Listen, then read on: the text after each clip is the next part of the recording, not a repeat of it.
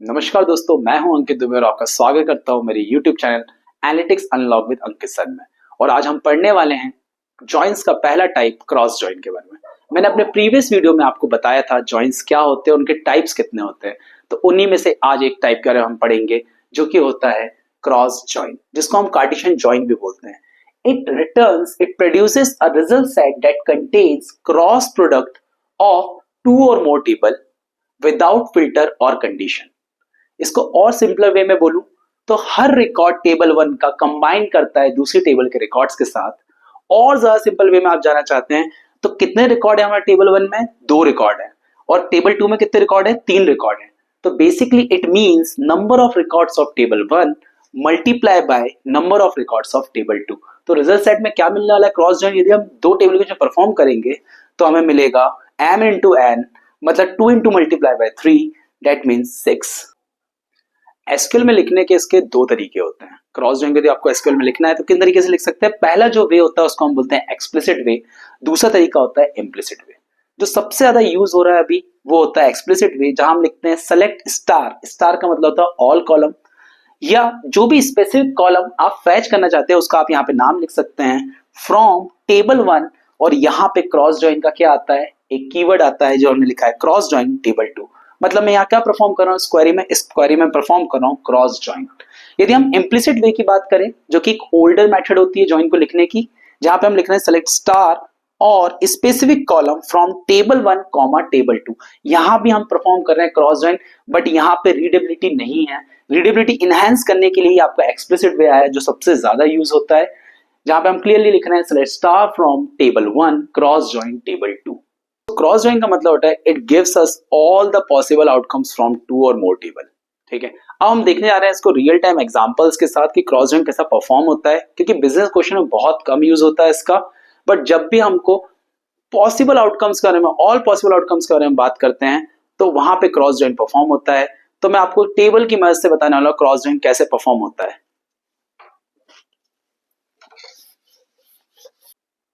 तो हमारे पास यहाँ पे दो टेबल्स है। पहली टेबल है प्रोडक्ट्स टेबल, जिसमें आपको फील्ड नेम या कॉलम नेम मिलेंगे PID product ID, P name that is product name. और दूसरी टेबल की यदि मैं बात करूं, यहाँ पे आपको मिलेगा colours table, colour ID and colour name. दो चीजें मिल रही हैं यहाँ पे, दो कॉलम है इस टेबल में भी। अब यदि हम इस दोनों टेबल के बीच क्रॉस जॉइंट परफॉर्म करते हैं तो कैसे परफॉर्म होता है वो बता रहा हूं। उसके पहले मैं आपको क्वेरी लिख के दिखा रहा हूं। यहाँ पे मैं क्वेरी लिखूंगा दोनों तरीके से। पहले मैं लिख रहा हूं एक्सप्लिसिट वे में। एक्सप्लिसिट वे में लिखने के लिए अपन लिखते हैं यहाँ पे सेलेक्ट स्टार। स्टार का मतलब अगेन होता है ऑल कॉलम फ्रॉम। फ्रॉम का हम लिखेंगे यहाँ पे टेबल 1। और टेबल 1 कौन सी है हमारी? टेबल 1 है हमारे पास प्रोडक्ट टेबल। तो यहाँ पे टेबल 1 नहीं लिखाएगा, यहाँ पे लिखाएगा प्रोडक्ट्स। और फिर अब हम यहाँ पे लिखेंगे हमारा keyword that is cross joint, जो आप परफॉर्म करना चाहते हैं यहाँ पे क्रॉस जॉइंट। और फिर क्या आएगा? दूसरी टेबल का नाम आएगा दैट इज कलर्स। और जब इस क्वेरी को आप एग्जीक्यूट करोगे तो ऑर्डर ऑफ एग्जीक्यूशन क्या रहेगा? ये स्टार्ट हुआ कहां से? ऑर्डर ऑफ एग्जीक्यूशन मतलब इंजन में कैसे क्वेरी चलेगी। क्योंकि आप जब यहाँ पे एंटर करेंगे, जब इसको एग्जीक्यूट करेंगे तो सबसे पहले चलता है फ्रॉम। फ्रॉम पे आपका इंजन जाएगा प्रोडक्ट्स पे और वहां पे क्या परफॉर्म करेगा? क्रॉस जॉइंट परफॉर्म करेगा। क्रॉस जॉइंट की मैंने डेफिनेशन में क्या बोला था आपको कि यहां पर हमारा हर रिकॉर्ड पहले टेबल का कंबाइन करता है किससे? हमारे दूसरी टेबल के हर रिकॉर्ड से। किस तरीके से? सबसे पहले ये कंबाइन करेगा, फिर आपका ये रिकॉर्ड कंबाइन करेगा, फिर रिकॉर्ड कंबाइन करेगा। इसी तरीके से जो आपके टेबल 2 में कलर्स है आपके पास, ठीक है, कलर्स आपके टेबल 1 के शर्ट के साथ कंबाइन करेगी।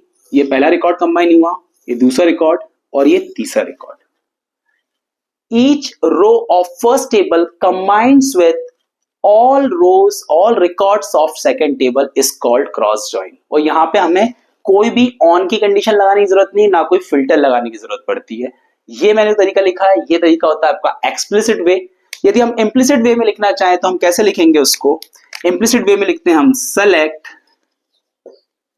स्टार फ्रॉम, कौन सी टेबल है? Products comma colours. इस तरीके से आपका वे होता है, ये होता है इम्प्लिसिट वे, जो कि एक ओल्डर वर्जन था। अब हम परफॉर्म करते हैं किससे, एक न्यू मेथड के साथ जिसको हम एक्सप्लिसिट वे बोलते हैं, जहां पे क्लियरली मेंशन करते हैं हम कीवर्ड क्रॉस जॉइन को। और यदि मैं सिंपलर वे में और सिंपलर वे में इसके आउटपुट की बात करूं, तो कितने नंबर ऑफ रिकॉर्ड्स हैं आपकी टेबल 1 में, 2 रिकॉर्ड्स हैं। और टेबल 2 में कितने रिकॉर्ड्स हैं, 3 रिकॉर्ड है। तो यदि मल्टीप्लाई करता हूं मैं 2 का मल्टीप्लाई करता हूं 6 से, तो आउटकम क्या आने वाला है, इसका रिजल्ट सेट क्या आने वाला है, 6। नंबर ऑफ रिकॉर्ड्स कितने आने वाले हैं, 6 आने वाले हैं। इसके अब आउटपुट की तरफ हम देखेंगे कि इसका एक्चुअल आउटपुट क्या आएगा। तो ये मैं क्वेरी को मिटा रहा हूं और प्रोडक्ट टेबल को भी।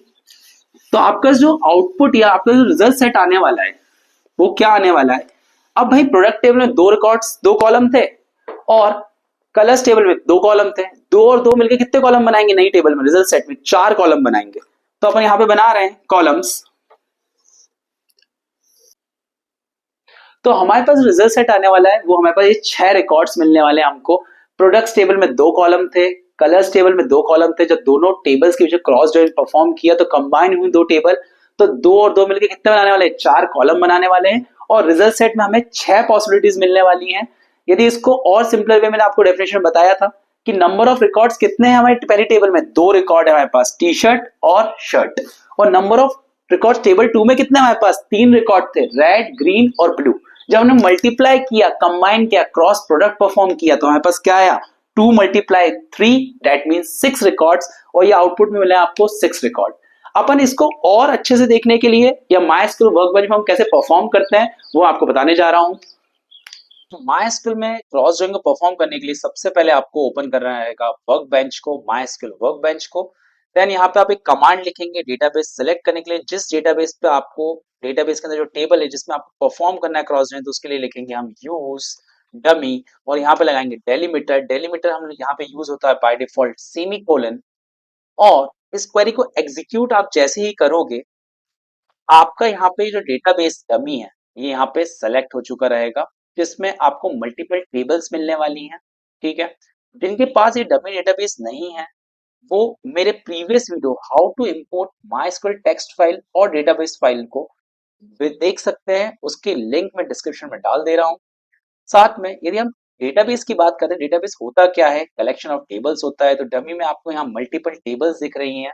तो सबसे पहले यहाँ पे मैं लिखूंगा सेलेक्ट कार फ्रॉम कस्टमर्स। ये आपकी पहली टेबल है। इस टाइम देख रहे हैं इसमें नंबर ऑफ रिकॉर्ड्स कितने हैं। तो हमने लिखा यहाँ पे सेलेक्ट स्टार फ्रॉम कस्टमर। इसको एग्जीक्यूट किया with the help of control enter. तो यहाँ पे आपको मिल रहे हैं 122 रिकॉर्ड्स कस्टमर टेबल में। हम एक और टेबल लेते हैं, सेलेक्ट स्टार फ्रॉम ऑर्डर्स। ये मेरी दूसरी टेबल है। यहाँ पे क्या है, यहाँ पे जो कस्टमर ने प्लेस किया है उसकी डिटेल हमको ऑर्डर्स टेबल में मिलने वाली है। सेलेक्ट स्टार फ्रॉम ऑर्डर्स को यदि हम एग्जीक्यूट करेंगे तो हमको यहाँ पे मिल रहा है नंबर ऑफ रिकॉर्ड्स 326 रिकॉर्ड्स मिल रहे हैं। क्रॉस जॉइन की डेफिनेशन की यदि मैं बात करूं, क्रॉस जॉइन की डेफिनेशन की यदि हम बात करते हैं तो हमें मिलता है number of records of table 1। Table 1 कौन सी हमारी, कस्टमर टेबल है, multiply multiply number of records of table 2। और टेबल 2 कौन सी है हमारी, ऑर्डर्स टेबल है। टेबल 2 कौन सी हमारी, ऑर्डर्स टेबल है। यहाँ पे आप नंबर ऑफ रिकॉर्ड्स कितने पहले टेबल में, 122 रिकॉर्ड है। कितने रिकॉर्ड्स हैं यहाँ पे हमारे पास, 122 रिकॉर्ड है। मतलब 122 रिकॉर्ड कस्टमर का डेटा हमारे पास है। मल्टीप्लाई कर रहे हैं हम number of records in orders table that is 326। उसके लिए हम मल्टीप्लाई करेंगे तो हमें क्या मिलने वाला है, क्रॉस प्रोडक्ट, हमें आउटपुट मिलने वाला है 39,772। ये हमारा आउटपुट नंबर ऑफ रिकॉर्ड्स मिलने वाले हैं जब हम दो टेबल के बीच में क्रॉस जॉइन परफॉर्म करेंगे, जब इनके रिकॉर्ड्स कंबाइन होंगे। तो हम उसके लिए क्वेरी लिखते हैं। सबसे पहले मैं लिख रहा हूं आपको एक्सप्लिसिट वे में क्वेरी। और एक्सप्लिसिट वे में हम क्वेरी कैसे परफॉर्म करते हैं, तो हम लिखते हैं यहाँ पे सेलेक्ट स्टार। स्टार का मतलब होता है ऑल कॉलम्स फ्रॉम कौन सी टेबल, फ्रॉम कस्टमर्स टेबल। यहाँ पे हम लिखेंगे क्रॉस जॉइन ऑर्डर्स। और यहाँ पे कोई फिल्टर और कंडीशन नहीं आती है। जब भी आपको क्रॉस जॉइन दो टेबल या दो से ज्यादा टेबल में परफॉर्म करना होता है तो वहां पे ना कोई फिल्टर आएगा ना कोई वहां पे कंडीशन आती है। और जरूरी नहीं हो कि आपके दोनों टेबल्स के बीच में कॉमन कॉलम रहे। इसको हम एग्जीक्यूट करते हैं और यहाँ पे हमने एग्जीक्यूट किया तो हमें आउटपुट मिला 39,772 रोज हमको रिकॉर्ड्स मिले हैं यहाँ पे, ये था आपका एक्सप्लिसिट वे। यदि हम इम्प्लिसिट वे की बात करें तो इम्प्लिसिट वे में आप लिखते हैं select star from customers comma orders, और यहाँ पे डेलिमिटर लगा के हम इसको एग्जीक्यूट करते हैं again with the help of control enter, और यहाँ पे आपको सिमिलर रिकॉर्ड्स मिलेंगे 39,772। तो ये दो तरीके होते हैं क्रॉस जॉइन लिखने के या जॉइन परफॉर्म करने के। पहला तरीका एक्सप्लिसिट वे, दूसरा तरीका इम्प्लिसिट वे। ज्यादातर जो यूज हो रहा है जिसमें रीडेबिलिटी इनहेंस हो रही है, क्लियरली यहाँ पे हमको दिख रहा है कि क्रॉस जॉइन हम परफॉर्म कर रहे हैं। एक्सप्लिसिट वे सबसे ज्यादा यूज होता है क्रॉस जॉइन। अब यदि हम बात करें, यहाँ पे हमने कंडीशन का यूज नहीं किया है। यदि मानो हम यहाँ पे कंडीशन का यूज करते हैं, यहाँ पे यदि हम कंडीशन का यूज करते हैं तो हम लिखते हैं कि whenever cross join with condition, यदि हम क्वेरी लिखते हैं तो ये कैसा परफॉर्म करता है, ये बहुत इंपॉर्टेंट इंटरव्यू क्वेश्चन है। यहाँ पे लिख रहे हैं हम select star from customers cross join orders, condition लगती है ऑन क्लॉज की। आप यहाँ पे ऑन कीवर्ड का यूज करते हैं, जहां पे हम लिख रहे हैं customers dot customer number equals to orders dot customer number. यहाँ पे हमने कंडीशन डाली है किसकी, क्योंकि दोनों टेबल में कॉमन कॉलम कौन सा है, कॉमन कॉलम है हमारा कस्टमर नंबर। दोनों टेबल में कौन सा कॉलम कॉलम मिल रहा है हमें, कस्टमर नंबर मिल रहा है, तो हमने यहाँ कॉमन कॉलम की कंडीशन लिखी है star from customers cross join orders on customers dot customer number equals to orders dot customer number. उसको यहाँ एग्जीक्यूट करूंगा मैं with the help of control enter, तो यहाँ पे आपको आउटपुट मिल रहा है 326 रिकॉर्ड्स। मतलब इसका होता है जब भी आप क्रॉस जॉइन को कंडीशन के साथ यूज करते हो, क्रॉस जॉइन को आप कंडीशन के साथ यूज करते हो, इट बिहेव्स लाइक, कंडीशन के साथ यूज कर रहे हो विद कंडीशन, कंडीशन क्या रहेगी हमारी कॉमन कॉलम की, कॉमन कॉलम की कंडीशन रहेगी। तो it behaves like, it behaves like inner join, किसकी तरह बिहेव करेगा, इनर जॉइन की तरह बिहेव करेगा, जो कि आपको नेक्स्ट वीडियो में मैं डिटेल में बताने वाला हूं इनर जॉइन क्या होता है। तो whenever cross join with condition uses with condition it behaves like inner join। किसकी तरह बिहेव करता है, वो इनर जॉइन की तरह बिहेव करता है, और आपको आउटपुट देगा 326 यहाँ पे मिलेगा। यदि इसको एक्सप्लिसिट वे में लिखना है तो हम लिख सकते हैं select star from customers comma orders where customers dot customer number equals to orders dot customer number. ये आपका इम्प्लिसिट वे है लिखने का, इसको मैं एग्जीक्यूट करूंगा, सेम आंसर आने वाला है आपके पास 326।